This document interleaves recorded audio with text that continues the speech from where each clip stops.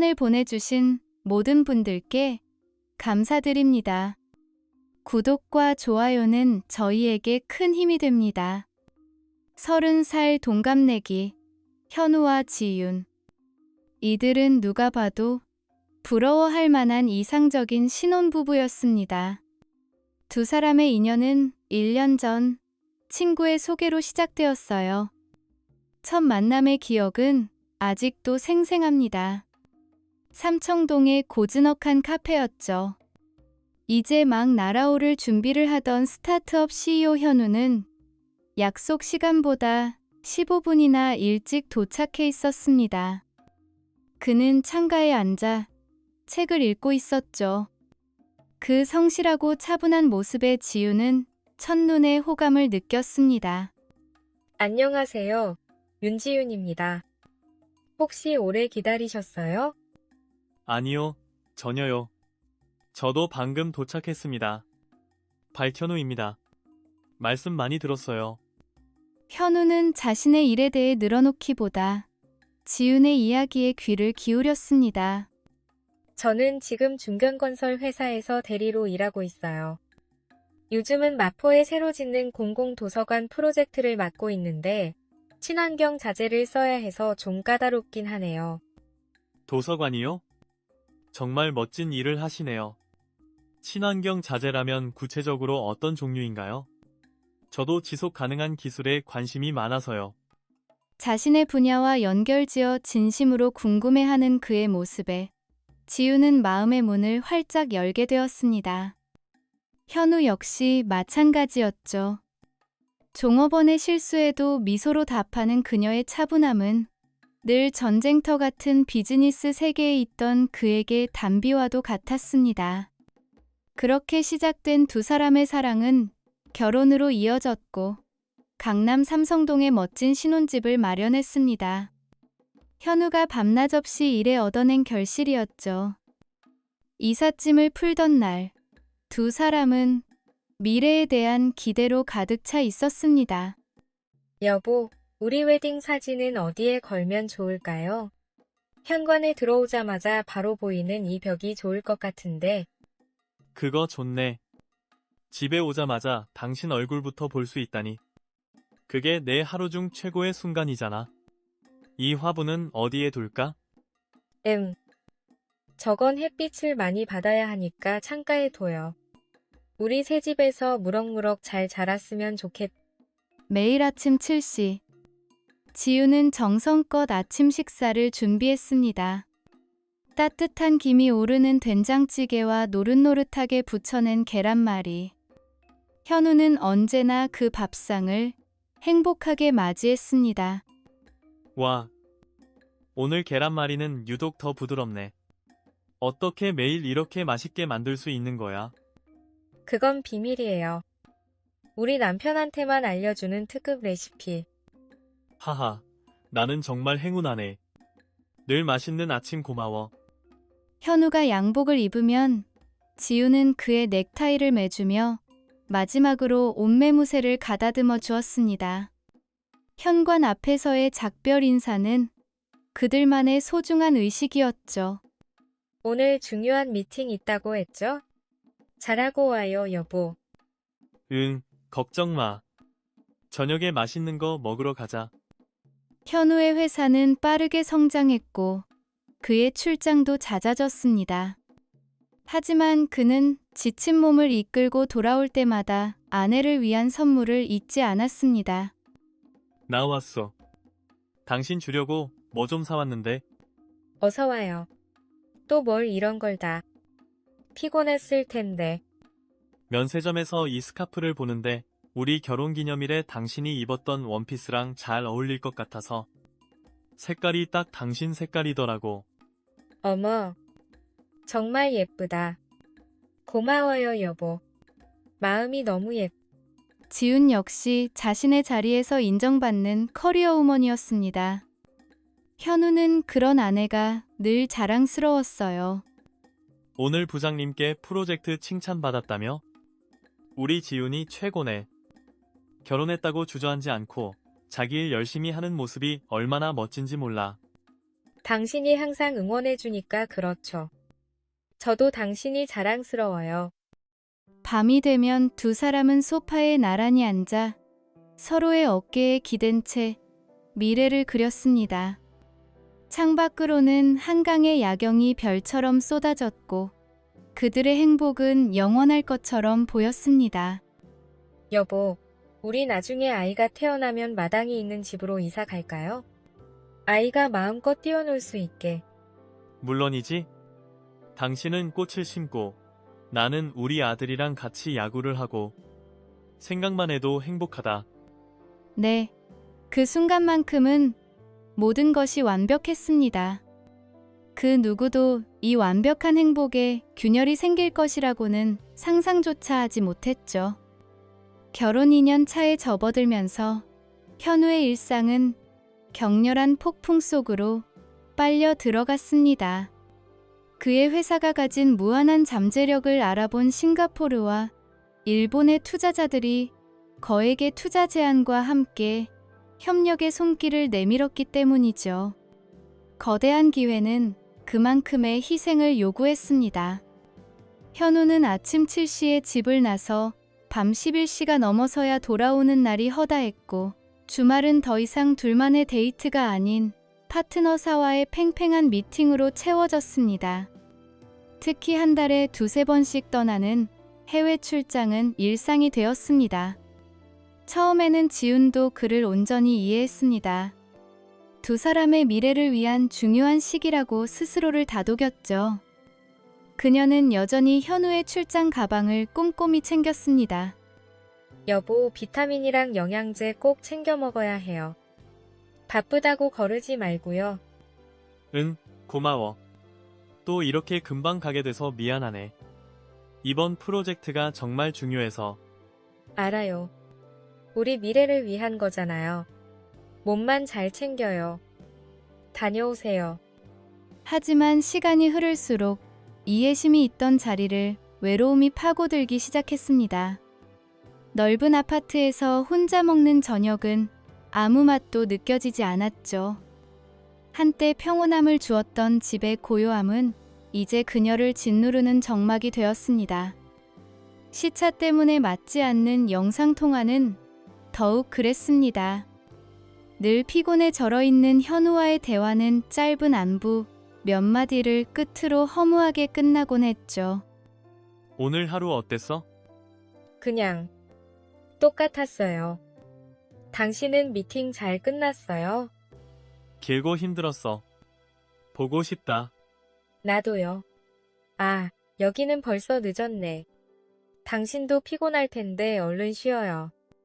그 공허함을 떨치기 위해 지우는 밖으로 나도는 일이 잦아졌습니다. 그녀는 대학 시절부터 절친했던 친구 서연을 자주 만났습니다. 자유로운 싱글의 삶을 사는 서연은 지훈에게 새로운 바람을 불어넣어 주었죠. 언제까지 현우 씨만 기다리고 있을 거야. 세상에 재미있는 게 얼마나 많은데. 그런가. 요즘은 집이 너무 텅 빈 것 같아서 기운이 없어. 그러니까 뭘 좀 해보라고. 헬스장이라도 등록해서 운동을 해봐. 땀 흘리고 나면 기분 전환도 되고 얼마나 좋은데. 제발 누군가를 기다리는 삶. 좀 그만 살고. 너를 위해 움직여. 친구의 조언에 지우는 집 근처 고급 헬스장에 등록했습니다. 처음엔 일주일에 2번만 가던 것이 땀 흘린 뒤에 상쾌함에 중독되어 거의 매일 출석 도장을 찍게 되었죠. 그곳에서 그녀는 새로운 사람들을 만났고 특히 젊고 에너지 넘치는 트레이너들은 그녀의 작은 변화 하나하나에 칭찬을 아끼지 않았습니다. 지우는 자신이 다시 누군가에게 주목받고 인정받는다는 느낌에 서서히 빠져들었습니다. 그러던 어느 날, 현우가 3일간의 도쿄 출장에서 돌아왔습니다. 나 오늘 오후에 도착해. 집에 가는 길에 뭐 사갈까? 여보, 미안해요. 나 오늘 서연이랑 영화 보기로 약속을 해놔서 아마 좀 늦을 것 같아요. 마중 못 나가서 미안. 아, 괜찮아. 재밌게 놀아. 현우는 실망감을 감추며 텅 빈 집으로 돌아왔습니다. 거실 테이블 위에는 지훈이 급히 나가며 깜빡 잊고 간 핸드백이 놓여 있었죠. 보조 배터리를 찾으려 가방 안을 뒤지던 그의 손에 작은 봉투 하나가 걸렸습니다. 무심코 열어본 순간 현우의 심장이 쿵하고 내려앉았습니다. 그 안에는 4컷짜리 즉석 사진이 들어있었습니다. 사진 속 지우는 현우가 아주 오랫동안 보지 못했던 꾸밈없고 해맑은 웃음을 터뜨리고 있었어요. 그리고 그녀의 옆에는 다부진 체격의 낯선 남자가 다정하게 그녀의 어깨를 감싸 안고 있었습니다. 현우의 손이 미세하게 떨렸습니다. 그는 사진을 몇 번이고 다시 확인했지만 분명 지훈이 맞았습니다. 차가운 의심의 씨앗이 그의 마음속에 깊이 밝혔습니다. 그는 조용히 사진을 봉투에 다시 넣어두었지만 마음은 이미 천근만근 무거워져 있었습니다. 그날 밤 10시가 넘어 돌아온 지훈은 신이 난 목소리로 영화와 수다에 대해 이야기했습니다. 영화 진짜 재밌더라. 끝나고 서연이랑 카페 가서 시간 가는 줄도 모르고 얘기했네. 출장은 어땠어요? 괜찮았어. 피곤해서 먼저 씻을게. 현우는 애써 아무렇지 않은 척했지만 그의 대답은 단조롭고 차가웠습니다. 그날 밤 그는 잠 못 이루고 뒤척였습니다. 사랑하는 아내의 옆에 누워 그는 정말 서연이랑만 있었을까? 라는 끔찍한 질문을 떨쳐낼 수 없었습니다. 며칠 뒤 현우는 일주일 예정으로 싱가포르 출장을 떠났습니다. 이번에 그는 아쉬움 대신 아내가 무엇을 할지에 대한 병적인 호기심을 느꼈습니다. 그리고 그 의심은 사실이 되어갔습니다. 지금 집이라면서 뒤에 음악 소리는 뭐야? 아, 이거 TV 소리야. 액션 영화 보는데 소리가 좀 크네. 다른 날 밤, 술에 취한 듯한 그녀의 목소리가 들려왔습니다. 당신 혹시 술 마셨어? 목소리가 좀... 응, 회사 친구랑 딱 한 잔 했어. 걱정하지 마요. 출장 셋째 날에는 밤늦도록 그녀와 연락이 닿지 않았습니다. 자정이 넘어 걸려온 전화기 너머로 그녀는 술에 취해 혀가 꼬인 목소리로 회사 회식이 늦게 끝났다고 말했습니다. 현우는 지윤의 회사가 평일 밤에 회식을 하는 일이 거의 없다는 것을 알고 있었습니다. 의심은 악성 종양처럼 그의 마음속에서 무섭게 자라나고 있었습니다. 출장에서 돌아온 현우를 맞이한 것은 지윤이 그토록 가꿔왔던 모습과는 다른 어질러진 집이었습니다. 싱크대에는 설거지가 쌓여 있었고 화분의 식물들은 물기가 말라 시들어가고 있었죠. 지훈은 헬스장에서 늦게 와서 미처 치우지 못했다고 변명했습니다. 그날 밤 현우는 그녀의 모든 것이 달라져 보였습니다. 화장은 전보다 진해졌고 옷차림은 과감해졌습니다.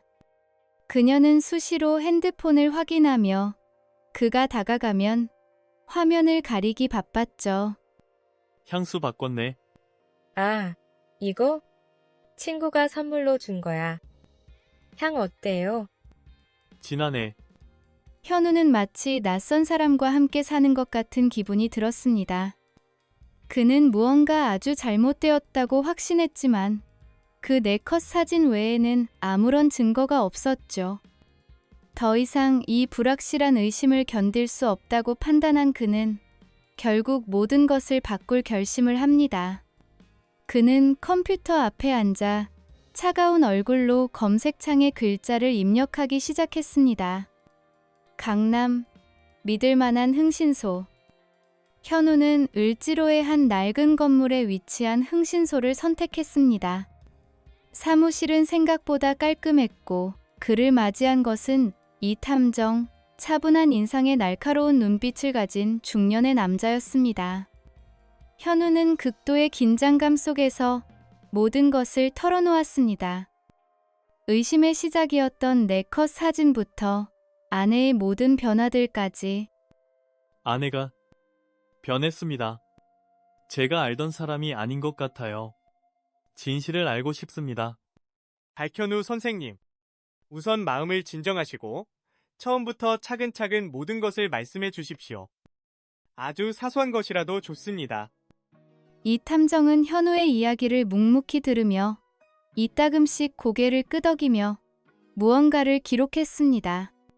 그리고 현우의 이야기가 모두 끝났을 때 그는 현우의 등골을 서늘하게 만드는 한마디를 던졌습니다. 선생님, 제가 이 일을 15년 동안 해왔습니다만 배우자의 직감은 90% 이상 정확합니다. 계약이 이루어졌습니다. 일주일간의 미행, 비용은 200만 원. 현우는 계약서에 자신의 이름을 적으며 손이 떨리는 것을 느꼈습니다. 그는 마치 자신의 결혼 생활에 사형 선고를 내리는 것만 같았습니다. 조사는 시작되었습니다. 첫째 날, 지우는 퇴근 후 마트에 들러 장을 보고 곧장 집으로 향했습니다. 아무런 특이사항이 없었죠. 둘째 날, 그녀는 헬스장으로 향했습니다. 2시간이 넘게 운동을 한 그녀는 한 젊은 남자와 함께 밖으로 나왔습니다. 바로 그 사진 속의 체격을 가진 남자였죠. 두 사람은 헬스장 앞에서 한참 동안 이야기를 나누다 헤어졌습니다. 그리고 결정적인 셋째 날이었습니다. 지우는 현우에게 고객 미팅이 있다고 거짓말을 했습니다. 하지만 그녀가 향한 곳은 강남의 한적한 카페. 그곳에는 그 남자가 미리 와서 그녀를 기다리고 있었죠. 두 사람은 마주 앉아 끊임없이 웃고 떠들었습니다. 그리고 자리를 옮긴 술집에서는 그들의 행동이 더욱 노골적으로 변했습니다. 나란히 붙어 앉아 테이블 밑으로는 두 손을 몰래 잡고 있었고, 지우는 현우에게는 단 한 번도 보여준 적 없는 애교 섞인 모습으로 남자의 어깨에 머리를 기댔습니다. 이 탐정은 그 모든 순간을 선명한 사진으로 남겼습니다. 가장 충격적인 장면은 넷째 날에 포착되었습니다. 여보, 나 오늘 회사 회식이라 좀 늦을 것 같아. 기다리지 말고 먼저 자요. 하지만 탐정의 카메라에 잡힌 그녀는 그 남자와 고급 레스토랑에서 저녁 식사를 하고 있었습니다. 그리고 저녁 식사 후 두 사람은 함께 강남 외곽의 한 모텔로 들어섰습니다. 탐정의 카메라는 그 남자의 팔짱을 꼭 낀 채 사랑이 넘치는 눈빛으로 그를 올려다보는 지훈의 얼굴까지 생생하게 담아냈습니다. 두 사람이 다시 모텔에서 나온 것은 2시간이 훌쩍 지난 후였습니다. 옷차림은 들어갈 때보다 다소 흐트러져 있었죠. 이 탐정은 그 남자의 신원도 빠르게 파악했습니다. 그의 이름은 성민, 나이는 26살. 정식 직원이 아닌 프리랜서 헬스 트레이너였습니다. 그는 PT 업계에서 외롭고 돈 많은 유부녀들에게 의도적으로 접근하는 선수로 알려진 인물이었습니다. 일주일 후, 현우는 두툼한 서류 봉투를 건네받았습니다. 그 안에는 100장이 넘는 사진과 여러 개의 영상 파일이 담겨 있었죠. 박 선생님, 결과물입니다. 혼자 계실 때 마음을 단단히 먹고 보시길 권합니다. 수고 많으셨습니다. 현우는 집으로 돌아와 떨리는 손으로 파일을 열었습니다.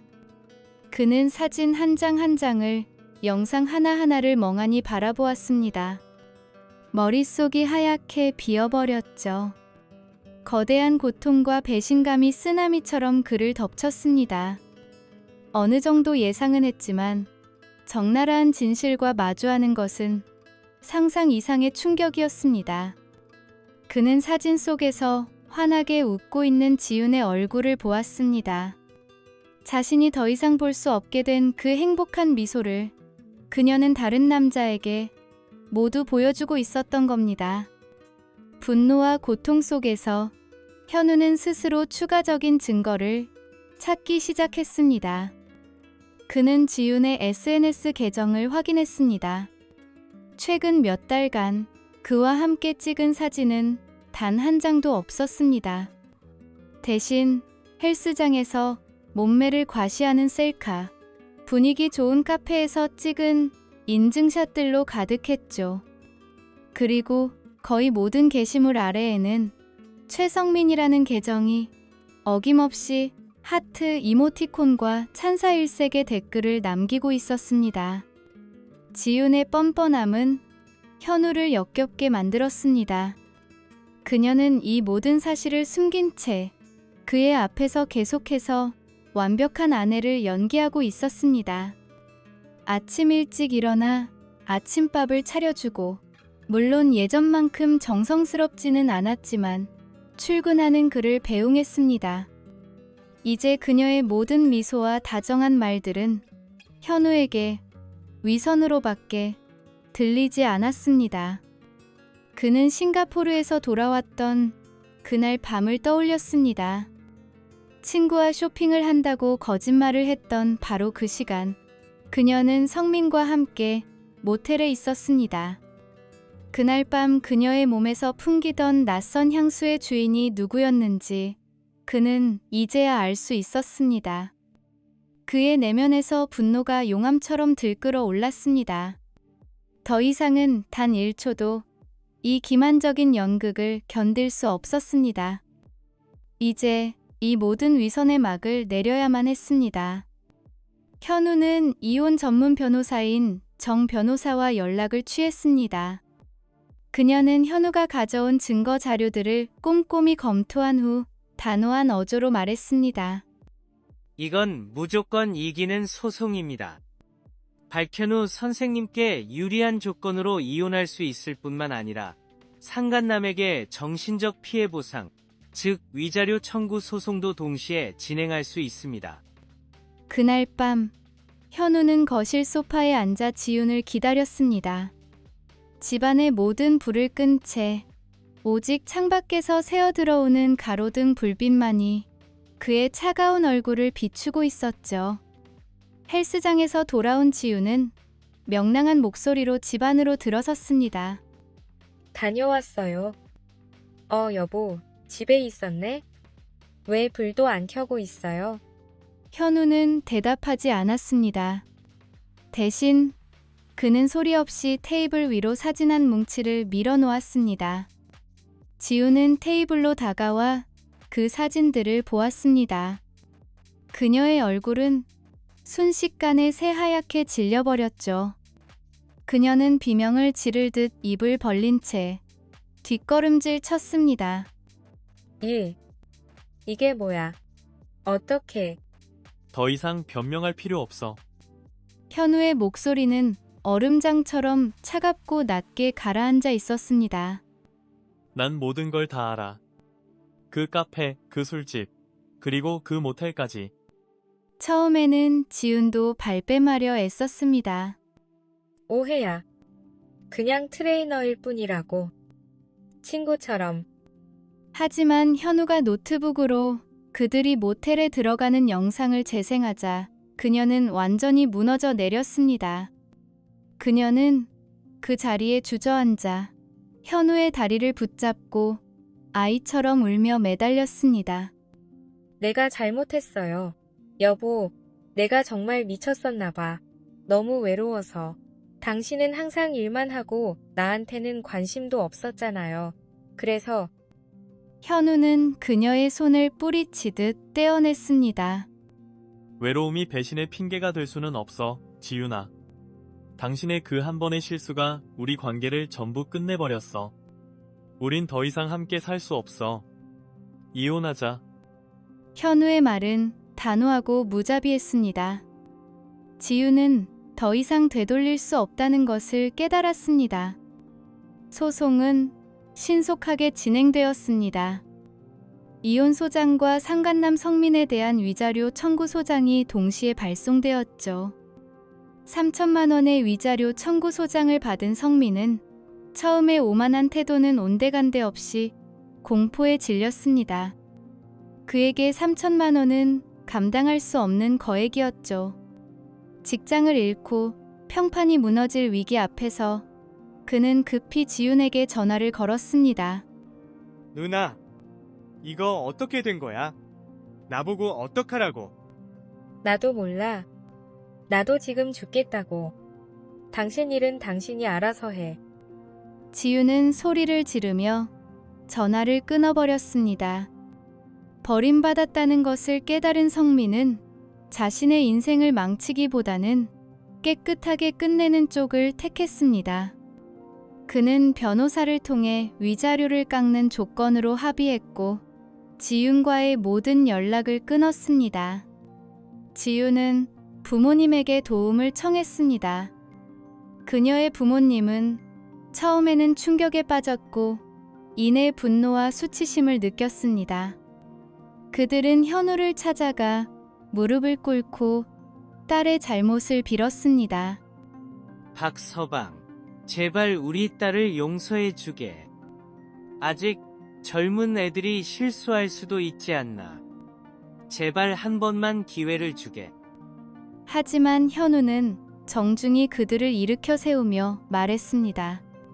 장인어른, 장모님, 죄송합니다. 하지만 한 번 깨진 신뢰는 다시 붙일 수 없습니다. 저희 사이에 아이가 없다는 것이 불행 중 다행이라고 생각합니다. 그 말을 들은 지윤의 부모님은 더 이상 희망이 없다는 것을 깨달았습니다. 그들은 지윤에게 스스로의 삶을 책임져야 한다고 말하며 돌아섰습니다. 남편에게 이혼당하고 내연남에게 버림받고 가족에게도 외면당한 지윤은 완벽한 절망에 빠졌습니다. 그녀는 자신이 손수 꾸몄던 그 호화로운 아파트에서 짐을 싸나와야만 했습니다. 자신이 직접 파괴해버린 그 삶을 뒤로한 채 말이죠. 그 지옥 같던 밤이 지나고 6달의 시간이 흘렀습니다. 법적인 이혼 절차는 모두 깨끗하게 마무리되었죠. 현우는 토요일 아침 혼자 잠에서 깨어났습니다. 텅 빈 옆자리를 보는 것이 더 이상 어색하지 않았습니다. 그는 천천히 일어나 커피를 내렸습니다. 향긋한 원두의 향이 넓은 거실을 채웠고 그는 창가에 서서 고요히 흐르는 한강을 바라보았습니다. 불과 몇 달 전만 해도 이 고요함은 그를 질식시킬 듯한 외로움이었지만 이제는 그에게 더할 나위 없는 평온함을 안겨주었습니다. 의심과 거짓말의 지옥에서 마침내 해방된 것입니다. 그는 더 이상 누군가의 핸드폰을 훔쳐보고 싶다는 충동에 시달리지 않았고 낯선 향수 냄새에 심장이 철렁 내려앉는 일도 없었습니다. 이 해방감은 그가 자신의 삶과 일에 온전히 집중할 수 있는 원동력이 되었습니다. 그의 회사는 그야말로 폭발적으로 성장했습니다. 싱가포르와 일본의 투자자들과 성공적으로 계약을 맺으며 해외 시장 진출에 교두보를 마련했죠. 회사는 강남의 작은 사무실을 떠나 대한민국 IT의 심장부인 판교의 거대한 테크노밸리로 이전했습니다.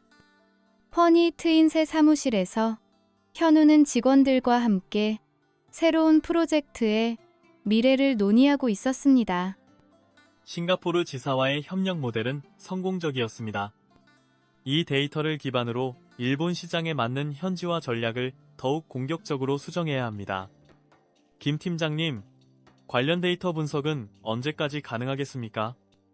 대표님, 이번 주 금요일까지는 초기 분석 결과 보고 드릴 수 있습니다.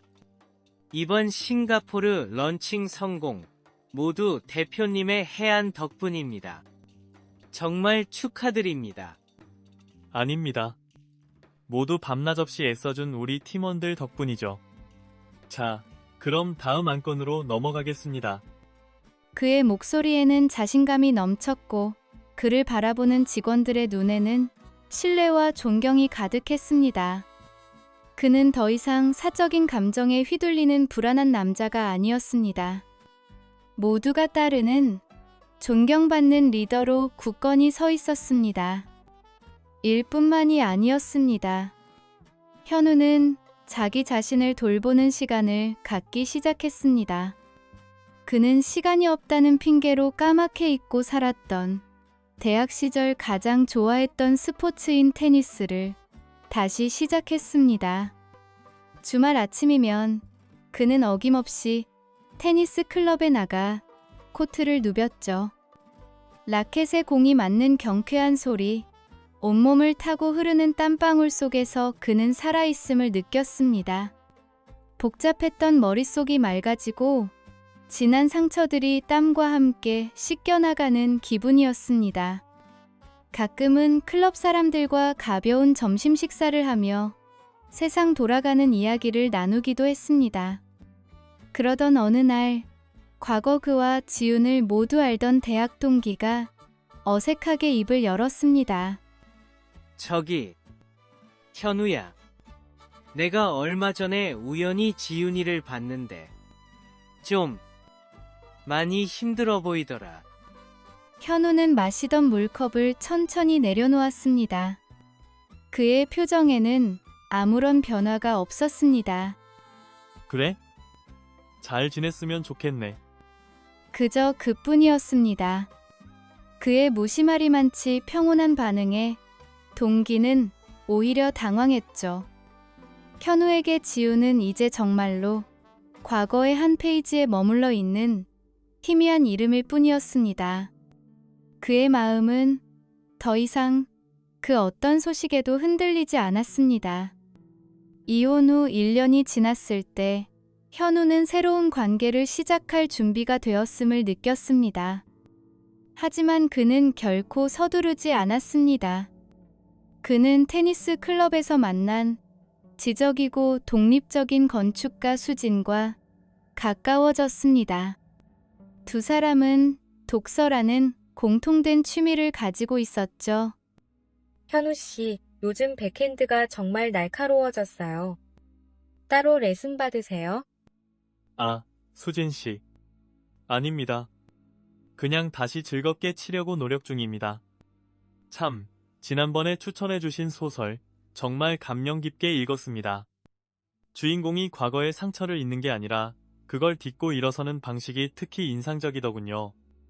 맞아요. 저도 그 부분이 가장 좋았어요. 과거를 지울 수는 없지만 그걸 어떤 걸음으로 삼아 미래를 가꿀지는 스스로 결정하는 거잖아요. 그 메시지가 참 와닿았어요. 그 말에 깊이 공감합니다. 저에게도 큰 위로가 되었습니다. 다행이네요. 언제 시간 괜찮으실 때 이 작가의 다른 책에 대해서도 이야기 나눠요. 좋습니다. 책 이야기를 나눌 수 있는 좋은 친구부터 시작하죠. 현우는 신중했습니다. 신뢰라는 집은 화려한 열정이 아니라 진솔한 대화라는 벽돌을 하나하나 시간을 들여 쌓아 올려야 한다는 것을 그는 이제 알고 있었습니다. 어느 늦은 저녁, 그는 혼자 한강공원을 산책하고 있었습니다. 한때 지훈과 손을 잡고 행복한 미래를 속삭였던 바로 그 길이었습니다. 그는 강물 위로 부서지는 도시의 불빛을 바라보며 차갑고 신선한 밤 공기를 깊게 들이마셨습니다. 이상하게도 더 이상 아픔이나 후회는 느껴지지 않았습니다. 오히려 가슴 벅찬 평온함이 그를 감쌌습니다. 그는 마음속으로 과거의 자신과 그리고 미래의 자신에게 조용히 약속했습니다. 이곳. 1년 전에는 그녀와 함께였지. 하지만 이제 아프지 않다. 후회도 없어. 그저 평온할 뿐. 이제 다짐한다. 앞으로 내가 사랑할 사람과는 반드시 정직함과 존중을 바탕으로 관계를 쌓아 올릴 것이다. 열정은 불을 지필 수 있지만 신뢰만이 그 불이 재가 되지 않도록 지켜줄 수 있다. 나는 그 값비싼 교훈을 이제야 배웠다. 현우의 입가에 잔잔한 미소가 번졌습니다. 그는 실패한 결혼이라는 뜨거운 잿더미 속에서 더 강하고 현명한 사람으로 완벽하게 다시 태어난 것입니다. 그리고 이제 진정으로 행복한 인생의 새로운 장을 스스로 펼쳐나갈 모든 준비가 되어 있었습니다.